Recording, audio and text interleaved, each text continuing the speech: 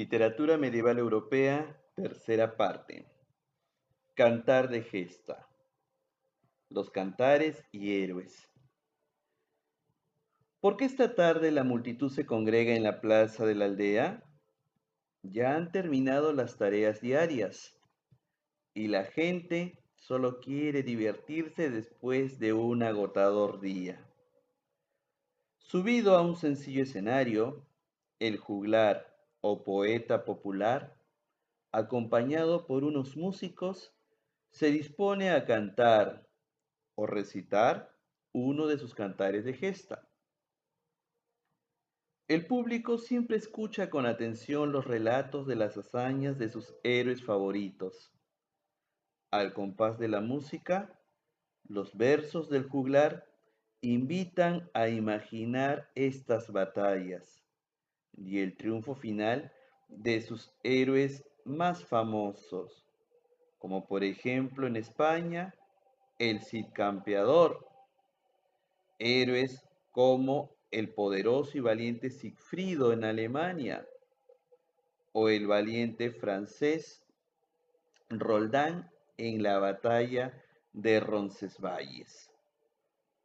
Es así como la gente de aquel entonces, de la Edad Media, buscaba, en cierta manera, un poco de distracción, conociendo de la mano de sus juglares todas estas hazañas que involucraban a sus grandes héroes, destacando entonces los cantares de gesta.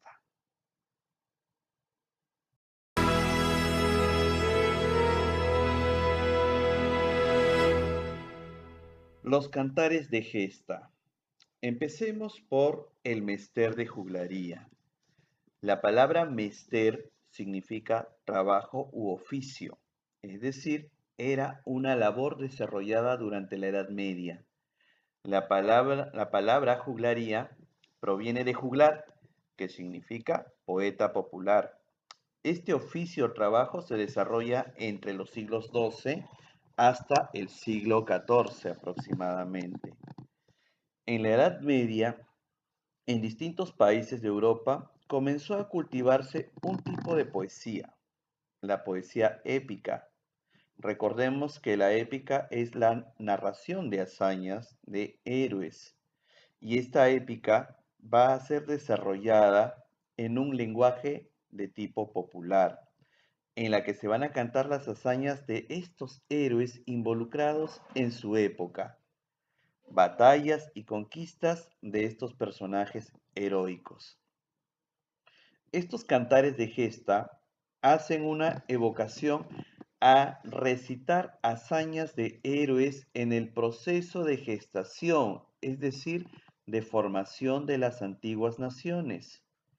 La mayoría de estos poemas eran de autor desconocido, eh, es decir, autores que hoy diríamos como anónimos, que se cantaban o recitaban acompañados con instrumentos musicales y cuyo contenido eran las hazañas de algún héroe que representaba a toda la comunidad y cantaban el origen de las actuales naciones europeas. A este tipo de poetas populares se les llamó juglares, a diferencia de los trovadores que ellos recitaban en el interior de los castillos o palacios. ¿Qué características tendrán los cantares de gesta? La primera de ellas es que era de transmisión exclusivamente oral y esta transmisión iba de generación a generación. No eran escritas, no se guardaban en formatos de libros. Las composiciones eran memorizadas y recitadas frente al público, donde en plena plaza o calle se armaba un pequeño escenario a la cual accedía este juglar acompañado de un instrumento musical, en su mayoría eran mandolinas, y empezaban a recitar las hazañas de estos héroes. Por lo tanto, su composición estaba hecha en verso y en un lenguaje denominado romance. Romance significaba hablar a la romana. Y hay que recordar algo muy importante, y es que el idioma latín era el idioma más importante que se estaba utilizando en Europa, pero cuando empiezan a formarse las naciones, este latín empieza a derivar en diferentes lenguas, por ejemplo, el italiano y el castellano. Y es aquí donde hablaremos entonces de que los países empiezan a producir sus propios idiomas y a esto se le va a llamar lenguas romances. Son obras anónimas porque se desconoce el autor y son de carácter popular, puesto que la mayoría eran recitadas en los pueblos, en las calles, para la gente, para entretenerlos después de un día laborioso. Imagínense ustedes, después de trabajar, cómo harían para entretenerse en un mundo que no tenía los mismos entretenimientos que tenemos hoy en día. Los temas son de carácter épico. La épica, repito, se encarga de narrar hazañas, aventuras de un héroe o de todo un pueblo. Y también solamente van a narrar los acontecimientos nacionales, es decir, España solamente narra lo que acontece a su nación, Francia de igual manera, y así lo mismo que Alemania. No nos van a contar hazañas o aventuras de otros lugares. Tenemos entonces que en España aparecerá un cantar, conocido como el Cantar del Mío Cid. Mío Cid, que significa mi señor campeón. Es una de las obras más antiguas que ha llegado a nosotros en castellano. España va a pasar por un proceso de formación en su lengua. Inicialmente España estaba dominada por los griegos, por lo tanto se usaba el idioma griego. Luego España va a utilizar el idioma romano cuando los romanos comienzan con su proceso de expansión. Más adelante, este territorio español, que era de los romanos, es invadido por diferentes reinos bárbaros como los visigodos, quienes adoptan la lengua romana y luego adoptan la religión, que va a ser el cristianismo. Y así sucesivamente viene una serie de invasiones por parte de los árabes y empiezan a mezclarse el lenguaje, empieza a mezclarse el árabe con el latín vulgar que se utilizaba en España, dando origen a una lengua romance que era el castellano.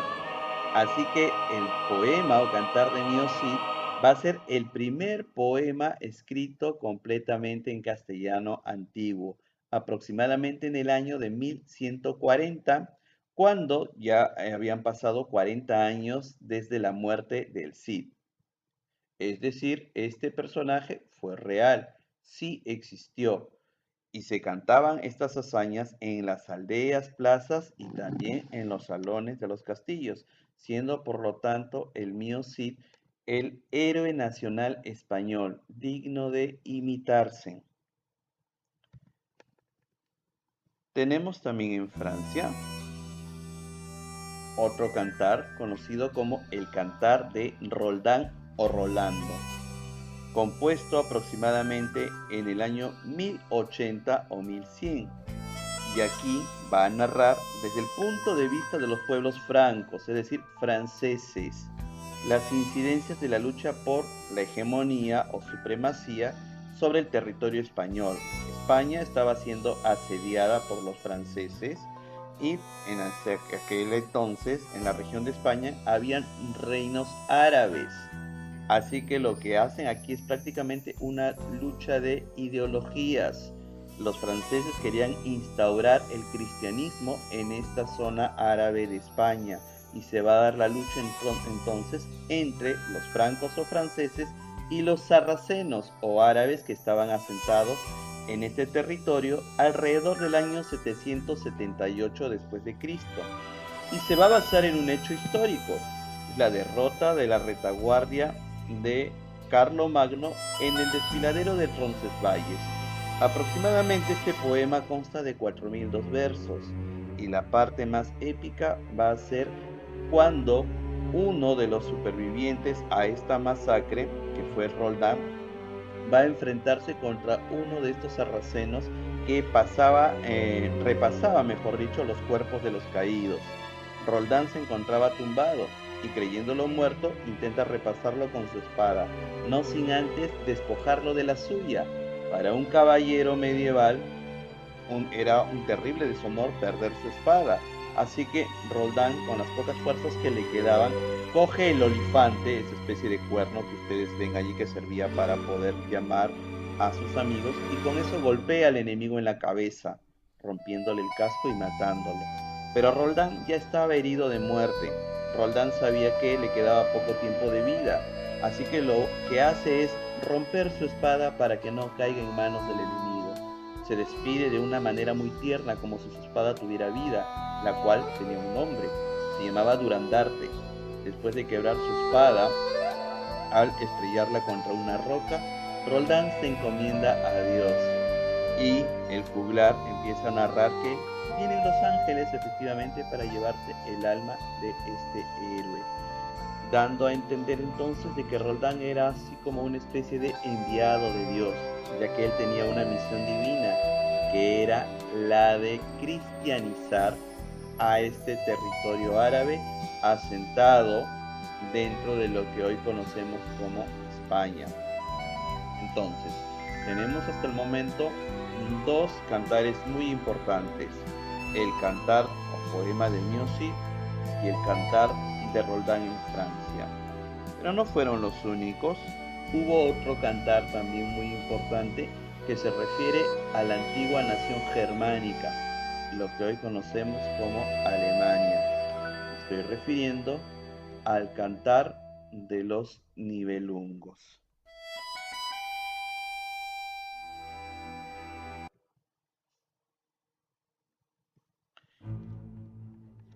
Aquí en Alemania vamos a encontrar este cantar, creado aproximadamente en el año de 1205. Este cantar u obra es la que va a ayudar en cierta manera a comprender más la literatura de la Edad Media. Su autor, al igual que los demás, es anónimo. Este poema va a tratar sobre la lucha de los burgundiones, que eran un pueblo de carácter germánico.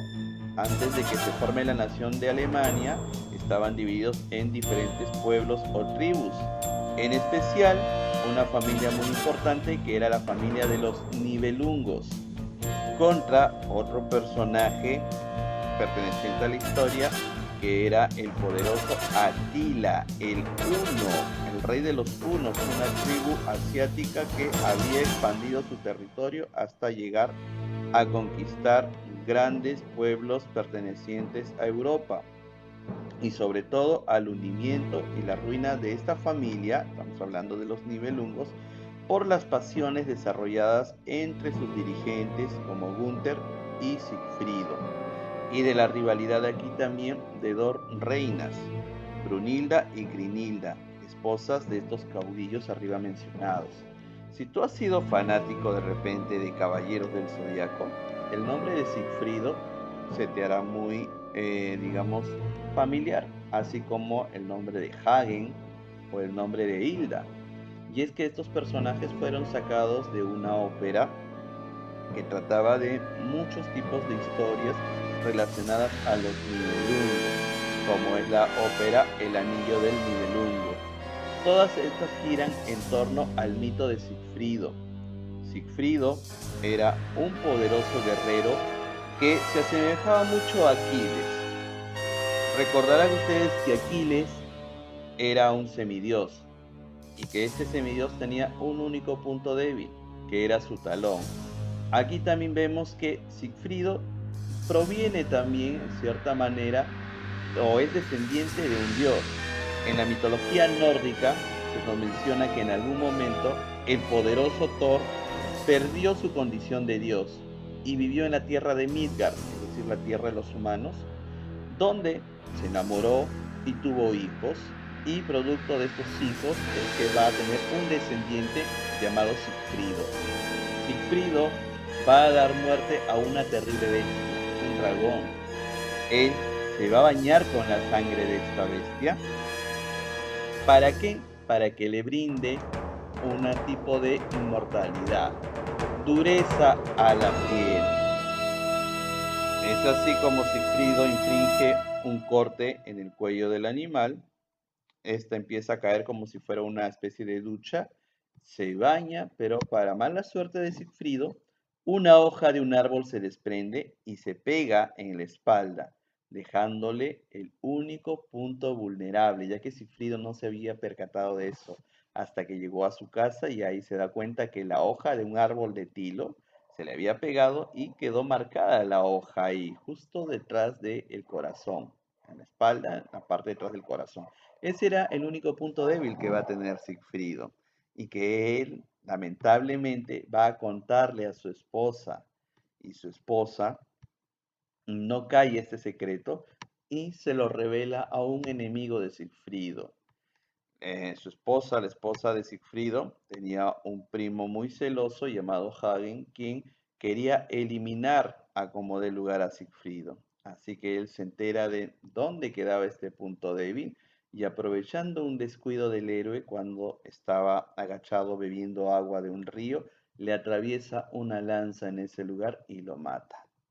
La esposa de Sigfrido, enloquecida, abandona el pueblo de los Nibelungos y se casa nada más y nada menos con el enemigo de ellos, con Atila el Uno, conocido como el azote de Dios. Es con la ayuda de Atila como la esposa de Sigfrido, Crimnilda, busca venganza y arrasa con todo el pueblo. Captura al traidor, a su primo Hagen, y ella misma se encarga de ejecutarlo. Y es así como Atila y Crinilda comienzan a destruir a todos los demás pueblos, hasta que ellos tienen un enfrentamiento con un pueblo cristiano dirigido por un soldado llamado Hildebrand.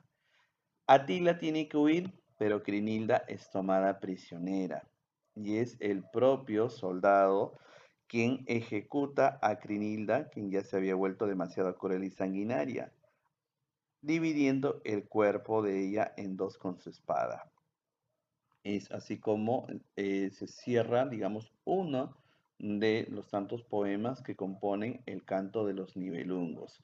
Estos jóvenes vienen a ser entonces los tres poemas o cantares de gesta más importantes que van a surgir en la Edad Media. La próxima sesión ingresaremos entonces únicamente a lo que corresponde la literatura medieval española para terminar con esta unidad. Que tengan muy buenas tardes, cuídense mucho.